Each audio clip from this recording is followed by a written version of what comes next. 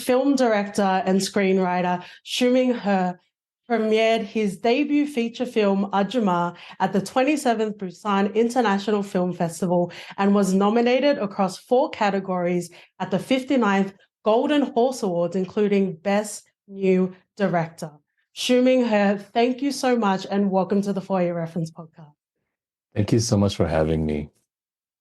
I think I need to thank you. You brought so much joy in this film, and I'm very excited to talk about it with you today. I think the best way to get started is, how did this idea come about? You know, it's exactly what the synopsis is. It brings so much fun and joy. Where did it all come about? So when I was living in LA about 10 years ago, I was studying, doing my graduate studies at the American Film Institute, doing my master's in directing. So at that point in my life, I was living away from Singapore and Los Angeles, and do a lot of Skype catch up with my mom. And at that point, I realized my mom's obsession with Korean drama was pretty interesting to me. Like, we would chat and she's always sort of going off about, you know, whatever drama that she's watching, just really giving me the breakdown of what's happening. And at some point I'm not listening and I thought she was talking about, you know, my aunt or someone in her life. And I realized, like, who dramatically got hit by a car? It's like, oh, you're recapping a Korean drama. So I think at that point it allowed me to assess our relationship as mother and son. And, you know, she's getting older and I'm at a point in my life where, you know, I'm trying to carve out something for myself. And I think for her, it's been so much of that sacrifice of a mother who has given everything to her family. And for the first time, her kids are all grown up. She has to, for the first time, she can think about herself. And she never thought it would be possible. So I think it was really the genesis of the film came from that. And I think it was just sort of fun to, when I tell people this is a film about a Singaporean auntie who is obsessed with Korean drama and she gets lost in Korea. It's a fun premise. You know, when I pitch it. So that's how we ended up making it. We shot it last year. There's definitely a K-wave, and if it's not the aunties, maybe it's ourselves that are definitely riding the wave as well.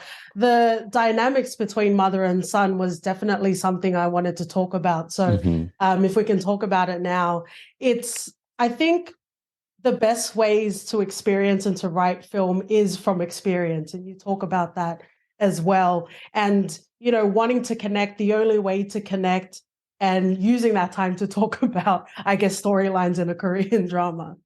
Yeah, I think a lot of how we process, I think our obsession with melodrama, with soap opera, with all of that, I think sometimes inside kind of brings out a certain emotion that we never thought would, you know, are deep down inside for us. And I think it's the same way for the auntie in the film, where she sees or connects something in her life with the drama that she has been watching. And sometimes we find, like, maybe as filmmakers, we always feel like, oh, you know, soap opera and all of that are cheap emotions. But I don't agree. I think sometimes it brings out something deeper in us that we don't know how to process. And I think through that, I see, I think as even as at home, when I see my mom watching these drama and connecting with her through the things that she watched, allowed us to get closer, or at least understand what she's going through, you know, emotionally. So I wanted to present that in the film as well, that kind of relationship that maybe be a bit of a distance, I think, and then you see a bit of the change at the end.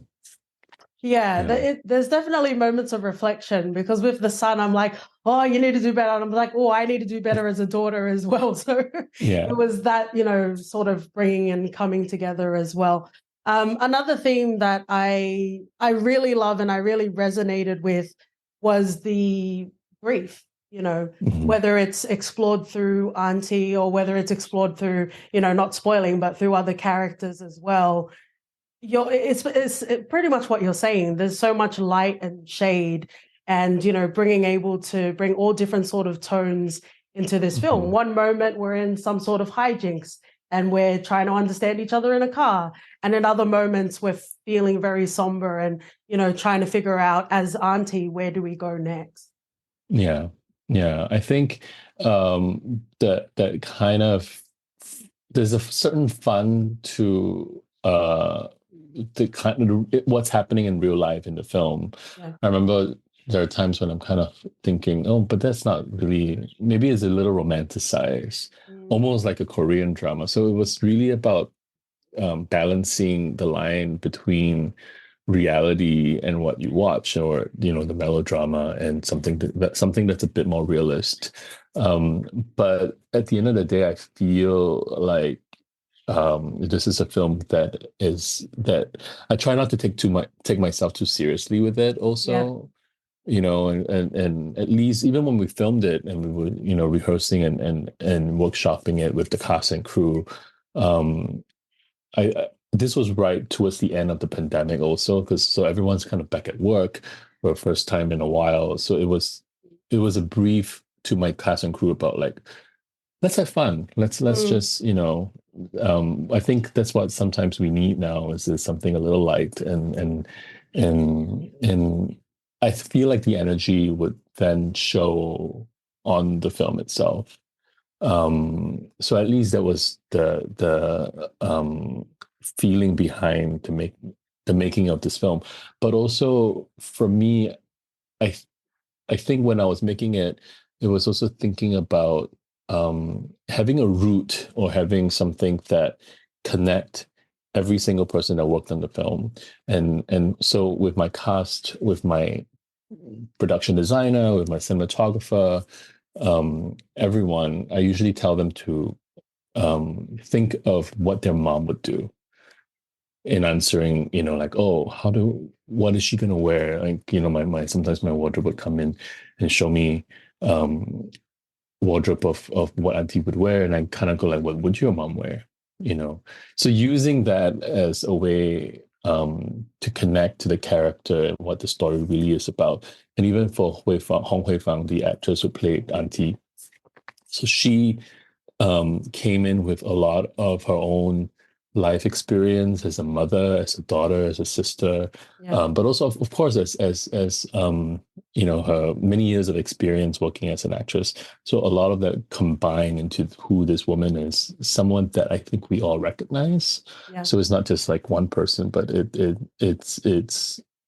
she is a representation of many women in our lives, a lot of aunties that we know, and so I think there is a bit of resonance to that. Hmm. Yeah.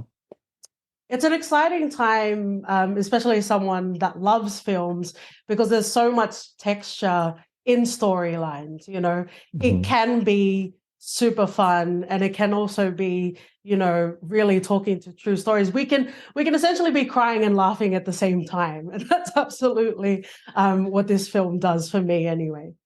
Yeah, I think it was very much. There are scenes where I remember when when I was writing it, when we were shooting it and editing it, and I would kind of go, I want the audience to at this moment laugh. Yeah. And then in the next 20 seconds, I would want you to feel a sense of melancholy and maybe cry. So it's a quick switch, but it's a tricky thing to do. And I think I thought the actors did an amazing job trying to kind of straddle that and figure out how to do that. This one particular scene, not to spoil it, well, it's in a car, and you might know which scene I'm talking about, but it was a moment that if you watch it from the beginning of the film when she said something and then it happened and then she said it again, that you don't expect it to come. Hmm. So there is a certain sense of laughter to that, but then in the next 10 seconds you would feel like, oh my God, this is I didn't expect to cry. So Yeah. I'm hoping that would succeed. Well, I think that's the beauty of life, and not hiding from that was definitely in Ajooma, and I absolutely loved it. And speaking of triumphant moments, the final scene in this film, I was just like tears. I was like, this is beautiful, it's happy and it's glorious, but I'm like, I'm feeling everything I need to feel. And this kind of comes into the music and also the score in the Yeah. film. It was done so beautifully, you know. Thank you. Sometimes it can feel like a playlist, sometimes it can feel disjointed, but it just wove together so Mm. beautifully. I would love to hear about the process of picking Mm. music and score inside of this film. Yeah. So the film obviously is bookmarked, or not bookmarked, but what do you call it? It's Bookended. there's a yeah, bookended. Yeah, bookended by this one song Mm-hmm. in the film. And if you are a fan or historian of K-pop, you would probably recognize the song. And so I've always wanted this song to it's always been in the first draft that this song would sort of open and close the film. And it's very important to Auntie in some ways. And I wanted the film to have a bit of resonance to it. And Yep. we went through a whole long list of music. And then at some point, the song choice came from the line dancing instructor that we worked with, who is also in the film. Because all the line dancing ladies and aunties are part of a group that meets every week. Yeah. And so and I asked her, like, do you guys dance to Korean songs? And if there's, can you send me some of the, choreography and songs that you have? And she said, oh, we always dance to this. This is a really good song to dance to. So she sent it to me, and I kind of recognized it. And I looked at the lyrics, and I thought, this is perfect. This is a very empowering song.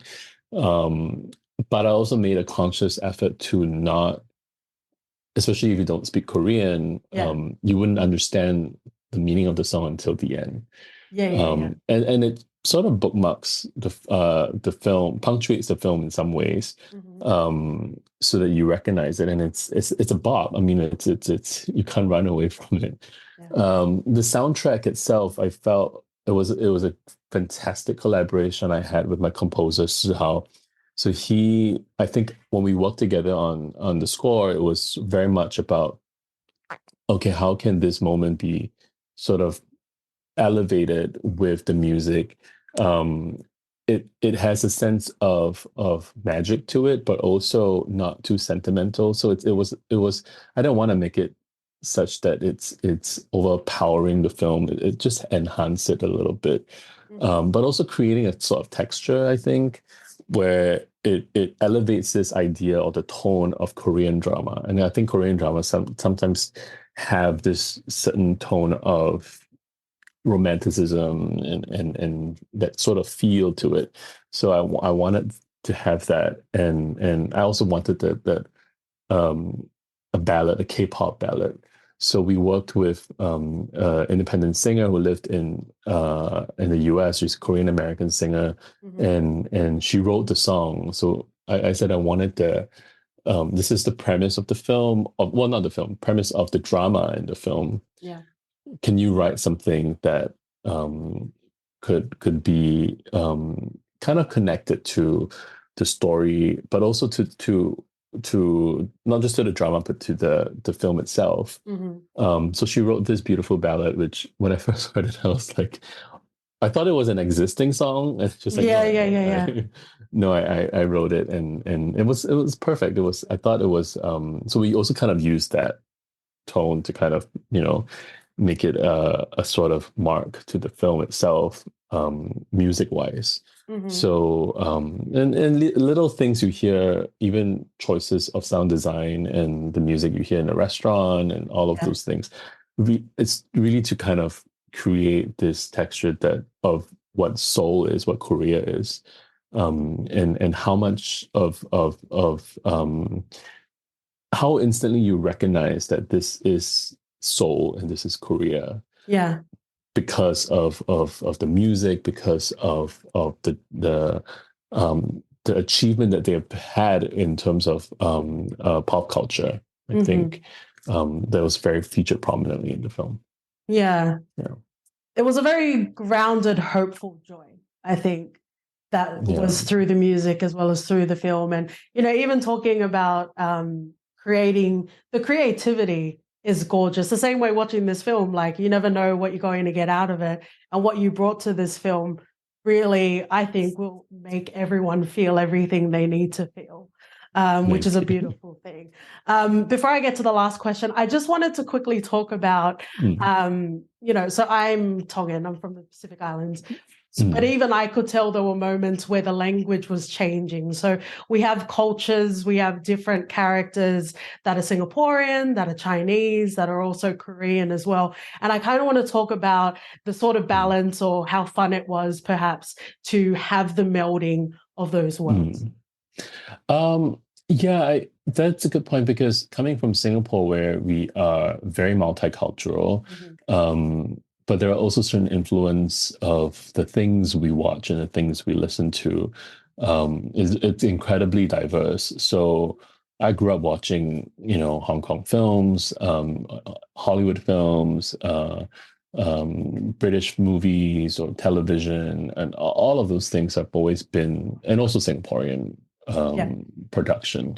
So I think language, for me, it was important for me to kind of and because I don't speak Korean, it was very important for me to kind of understand that what's being said from the actors, or even just crafting certain scenes, are authentic to the experience. And I'm very aware that at the end of the day, a lot of the scenes, I'm writing it as an outsider. I'm not Korean, so it was very important for me. It was my responsibility to make sure that I'm portraying a society that is truthful to the people. So it was a lot of research, but also a lot of working with my Korean colleagues to create, make sure that does this make sense? Does this sort of and they would tell me, and they were very helpful in the sense they know what I'm trying to say, but they would tell me the specificity, it's not super local, like what I would suggest maybe doing this, and then so we will make certain adjustments to things like as simple as props, or as simple as or as complex as how the scene is devised. So it was really to make sure that I'm as authentic as I can be to the story. And just the merging of the language itself, it was also something that was very important to me, that from a Singaporean context, there are certain things that she says which is very Singaporean. So, and I noticed that I've been traveling with the film around the world, and even in Singapore. In Singapore, there's one moment which is very simple, where the audience would always laugh and react to it, and it's just her saying thank you, and everyone would always laugh, because and someone said that's because that's how our aunts and our moms say thank you. Like the aunties you see on the street, the way they say it, that's just how they say it, because it sounds cute, and it sounds only Singaporeans would get it. So obviously I don't get that reaction in anywhere else in the world. Like, it's always quite silent, or maybe they smile. The other things that wherever we go, I think the moment where they have to speak in English in the security guard. So that moment was also something universally. I think people react to it because they recognize how sometimes comedy ensues with when they don't speak the same language, and that's trying to communicate. So, and he said he could speak Chinese, and I'm like, well, I can speak Chinese. Everyone can speak Chinese, and it's just one word, it's just hello. So there are little things like that I feel like connects the audience in some ways, where you might not understand the language, but after a while, the beauty of it is that you kind of get a sense of these are the little nuances that makes you feel at home or familiar. Especially because if it just hits different, right? Yeah. Well, let's finish off with the last question.